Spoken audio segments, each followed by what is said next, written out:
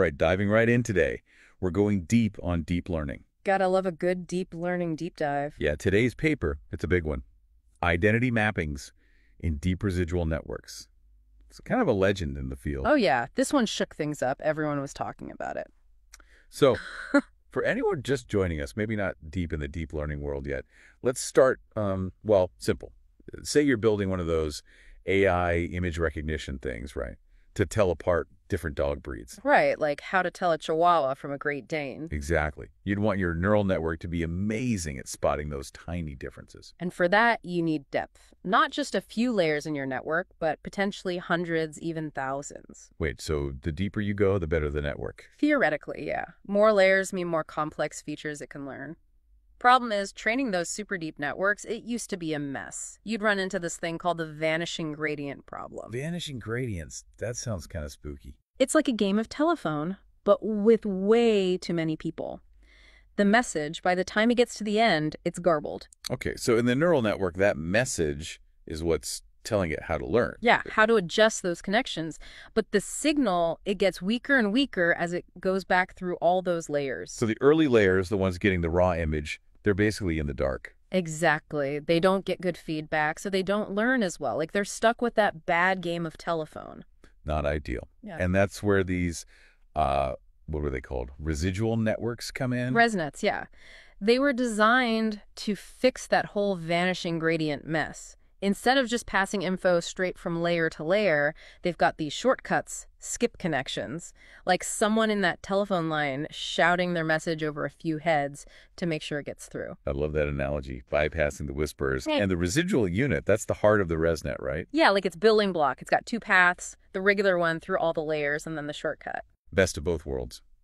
Deep processing, but with a direct line for the important stuff. Clever. It was a huge deal, but even ResNets, when you made them really deep, like over 100 layers, they still had some issues. Hitting a wall already, so how'd they break through that? I'm guessing that's where our paper comes in. You got it.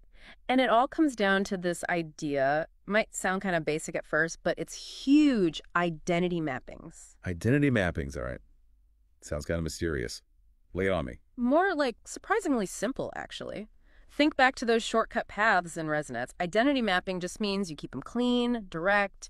Info goes through unchanged, like a VIP lane, no detours. No messing with the express route. Love it.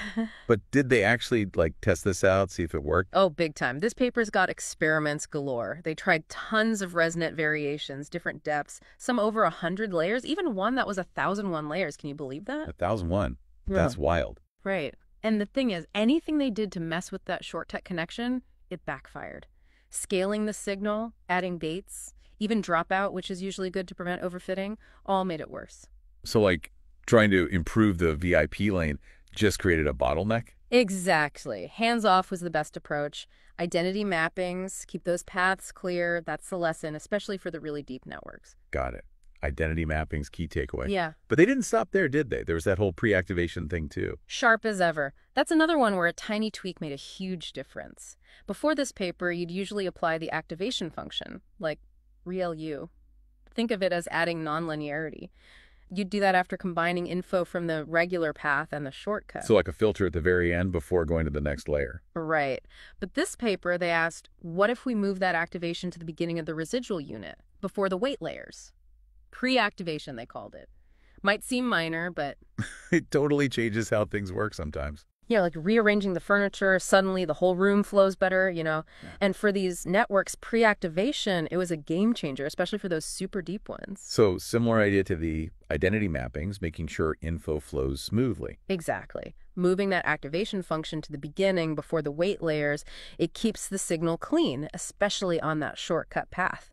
And we know clean signal. That's key. Right, clean signal, got it. Okay, so they've got this elegant theory, this pre-activation tweak, but in practice, did it actually work? What were the results? Oh, the results were amazing. Like I said, they were doing some crazy stuff.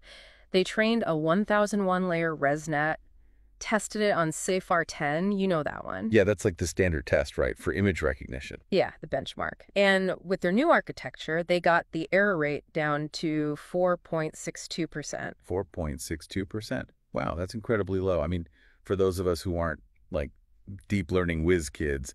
Just how good is that? It was a huge jump, especially for a network that deep. Nobody had gotten results like that. Really proved that if you've got the right architecture, you can go super deep and still get state-of-the-art performance. So it's not just about throwing more data at it or bigger computers. It's about, like, outsmarted the problem. That's it. This paper was all about elegant design, optimizing how the information flows. That's how we unlock the real potential of these models. And this isn't just, theoretical stuff. This is the kind of breakthrough that impacts the AI we use every day, right? Oh, absolutely. Image recognition, natural language processing, even medical diagnosis, it's all being revolutionized by deep learning.